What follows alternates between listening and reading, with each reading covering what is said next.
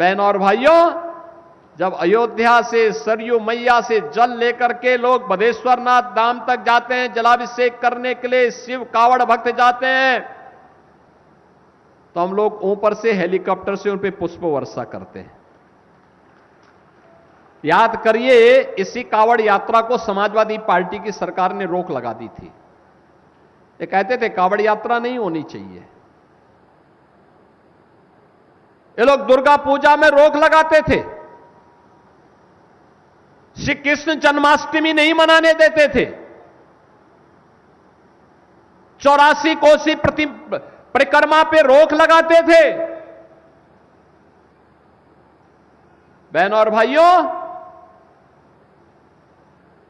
अब कोई रोक नहीं लगा सकता, अब रोक नहीं लगा सकता। आपको देखते हुए आप जब अयोध्या धाम में दर्शन करने के लिए जाते हैं, आपकी कावड़ यात्रा निकलती है, तो मुझे लगता है कि अब आने वाले समय में समाजवादी पार्टी के अध्यक्ष भी भगवा बाना पहन करके आपके साथ कावड़ यात्रा में शामिल होने की प्रतीक्षा कर रहे हैं। उनको लगता है कोई उनको बुलावा दे दे तो वो भी जाएं, पुष्प वर्षा करें। अब उनको माफी मांगनी चाहिए जो उन्होंने हनुमानगढ़ी के पवित्र धाम की सीढ़ियों पे किया था, उस पाप के लिए माफी मांगनी चाहिए। राम भक्तों पर गोली चलाने के लिए माफी मांगनी चाहिए। जय श्री राम बोलने पर, परशुरामपुर के दंगों पर और इन सभी घटनाओं पर जिसमें निर्दोष हिंदू प्रताड़ित हुआ था, उन सभी घटनाओं के लिए उनको माफी मांगनी चाहिए इस समाज से जिसकी आस्था आहत होती थी। बहनों और भाइयों, आज डबल इंजन की भारतीय जनता पार्टी की सरकार अनवरत रूप से विरासत और विकास के इस कार्यक्रम को लेकर के आगे बढ़ रही है और मुझे प्रसन्नता है हरैया विधानसभा और बस्ती जनपद तेजी के साथ इस प्रक्रिया के साथ जुड़ा हुआ है। इस सपा के लोग क्या करते थे, पढ़ाई लिखाई से तो इनका कोई दूर दूर का संबंध नहीं था। नकल करना ये अपना जन्मसिद्ध अधिकार समझते थे। ये नकल करवा करवा करके इन्होंने उत्तर प्रदेश के नौजवानों के सामने पहचान का संकट खड़ा कर दिया था। युवा के लिए नौकरी नहीं, किसान के लिए कोई सुविधा नहीं, गरीब को उसके हक से वंचित कर दिया जाता था और विकास के लिए आम जन तरसता रहता था। कोई सड़क नहीं, बिजली नदारद रहती थी और बस्ती जिले के अंदर तो बिजली के तार में लोग कपड़ा सुखाने का काम करते थे। यही तो होता था, भाई कुछ नहीं तो चलो कपड़ा ही सूख जाए। इनको कोई चिंता नहीं थी प्रदेश की। आप गर्मी में तरसते थे, लेकिन सफाई में ला करके ये लोग मुंबई के फिल्मी कलाकारों का डांस कराते थे। यही तो होता था। सफाई के अलावा कहीं इनको विकास दिखाई नहीं देता था, कहीं विकास होना नहीं, इनके एजेंडे में कहीं नहीं होता था। बहनों और भाइयों, ये आस्था की बात कर रहे हैं। कर्ण मंदिर का विवाद भी इन्होंने खड़ा करवाया था और याद करिए, हम सबकी आस्था की प्रतीक अयोध्या में भगवान राम के मंदिर के निर्माण में भी सबसे बड़ी बाधा यही लोग थे। राम भक्तों पर गोली चलाने वाले लोग हैं, भगवान राम के अस्तित्व पर प्रश्न खड़ा करने वाले लोग हैं और पवित्र हनुमानगढ़ी की सीढ़ियों पर नमाज पढ़ाने वाले लोग हैं ये लोग। पहले जो पैसा कब्रिस्तान की बाउंड्री के नाम पे खर्च होता था, आज भदेश्वरनाथ मंदिर और तपसी धाम मंदिर और मखोड़ा धाम जैसे पवित्र स्थलों के पुनरुद्धार पे खर्च हो रहा है। पहले कब्रिस्तान के नाम पे जो कब्जा होता था, गरीब को सताया जाता था, उजाड़ा जाता था, जिसको वक्फ बोर्ड बोल देता था कि ये कब्रिस्तान है, ये वक्फ की लैंड है, किसी की हिम्मत नहीं होती थी फिर उसको उस गरीब को उजाड़ दिया जाता था, उस दलित को, वंचित को उजाड़ दिया जाता था। और उजाड़ने का काम कौन करता था? यही सपाई लोग करते थे। इस सपा, बसपा, कांग्रेस, इनका यही ठेका था, यही करते थे। ये बस्ती के अंदर तो समाजवादी पार्टी के जिलाध्यक्ष थे, उनके स्वयं के घर के पास एक कब्जा हो रहा था, जबरदस्ती कब्रिस्तान के नाम पे कब्जा हो रहा था। समाजवादी पार्टी की सरकार थी। और एक दिन गोरखपुर आया, मैं गोरखपुर का सांसद था, और गोरखपुर मेरे पास आया, उसने कहा साहब ऐसे सर है भाई। हमने कहा तुम जिलाध्यक्ष हो, तुम्हारी सरकार है और तुम कब्जे को नहीं रोक पा रहे हो। कहा साहब ये लखनऊ में बैठे हुए जो लोग हैं ना, इनको केवल और केवल कब्रिस्तान दिखाई देता है, इनको हम जैसे लोग नहीं दिखाई देते। बहनों और भाइयों, फिर मैंने उस समय कार्यकर्ताओं को भेजा था और मैंने कब्रिस्तान के नाम पर जो कब्जा हो रहा था सबको हटवाया था, और सपा के जिलाध्यक्ष को हम लोगों ने उसके जमीन को कब्जा होने से बचवाया था। बहनों और भाइयों, ये अराजकता थी, ये अराजकता थी। ये लोग सुशासन की बात करेंगे, ये लोग आस्था की बात करेंगे।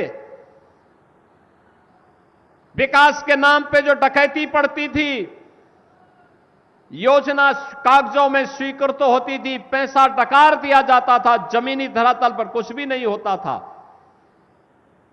हमने तो आपको बताया है ना कि आज भी हम जितनी परियोजनाओं को लेके आए हैं और जिनका लोकार्पण हो रहा है, उनका शिलान्यास हो रहा है, उसके भी पूरी सूची है। ये जो विकास कार्य हो रहा है, मखोड़ा धाम का हो, भदेश्वरनाथ धाम का हो, तपसी धाम का हो, और अभी अभी तो कर्ण मंदिर का भी मामला समाधान हुआ है, वहां का भी सुंदरीकरण के कार्य को हम आगे बढ़ाने जा रहे हैं। वहां का भी समाधान हो करके अब उसका भी सुंदरीकरण के भव्य स्वरूप की दिशा में हम लोगों ने एक नया प्रयास प्रारंभ किया है। 84 कोसी परिक्रमा और मखोड़ा धाम से प्रारंभ होती है। आप देख रहे होंगे कितनी भव्य परिक्रमा बन रही है। यही तो अंतर है। समाजवादी पार्टी 84 कोसी की परिक्रमा को रोकती थी, 14 कोसी की परिक्रमा को रोकती थी, पंचकोसी परिक्रमा को रोकती थी। और हमारे समय में ये डबल इंजन की भारतीय जनता पार्टी की सरकार है, ये रोकती नहीं है, ये रोकने वालों को टोकती है और आस्था का सम्मान करते हुए उसके लिए भव्य अवस्थापना सुविधाओं का विकास भी करती है।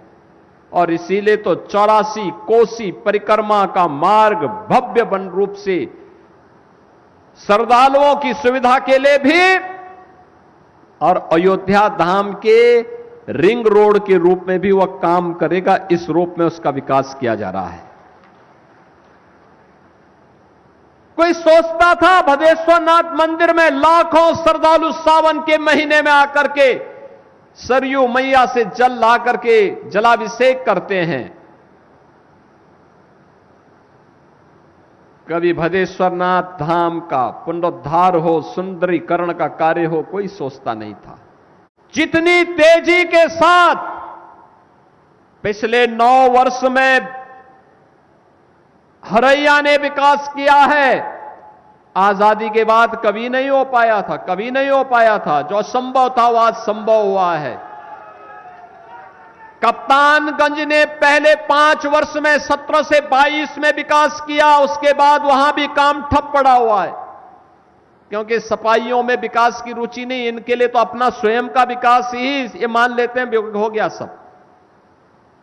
इनको जब फुर्सत हो कब्जा करने में, तब ये लोग विकास में रुचि ले पाएंगे। इनकी विकास में कोई रुचि नहीं होती है, ये कब्जा करने में माहिर होते हैं और सुरक्षा में सेंध लगाने में भी बड़े माहिर होते हैं। एक कहावती चल पड़ी थी कि देख सपाई बिटिया घबराई। बहनों और भाइयों, जो बहन और बेटी की सुरक्षा के लिए खतरा बन जाए, उसकी तुलना तो केवल दुर्योधन और दुशासन से ही हो सकता है, सभ्य मानवों से नहीं हो सकता। और ये लोग यही करते थे। पुलिस भयाक्रांत रहती थी। आज तो पुलिस के डंडे के भय से लोग अब शांत हुए हैं, नहीं तो दंगा करवाते थे। बस्ती में दंगा होता था, दुर्गा पूजा के समय दंगा, होली के समय दंगा, रामनवमी के समय दंगा। याद करिए, इसी बस्ती में मैं आया था परशुरामपुर में, मुझे आना पड़ा था। कैसे वहां दलितों को और कैसे वहां गरीबों को और पूरी की पूरी बस्ती जला दी गई थी समाजवादी पार्टी की सरकार के समय। कोई पूछने वाला नहीं, तब मुझे ही आना पड़ा था फिर गोरखपुर से। बहनों और भाइयों, आज मैं कह रहा हूं, पिछले 9.25 वर्ष से किसी ने कोई दंगा नाम की बात सुनी और किसी पर्व और त्योहार के समय कोई उपद्रव सुना और बेटी और व्यापारी की सुरक्षा में सेंध लगाने का किसी ने दुस्साहस किया?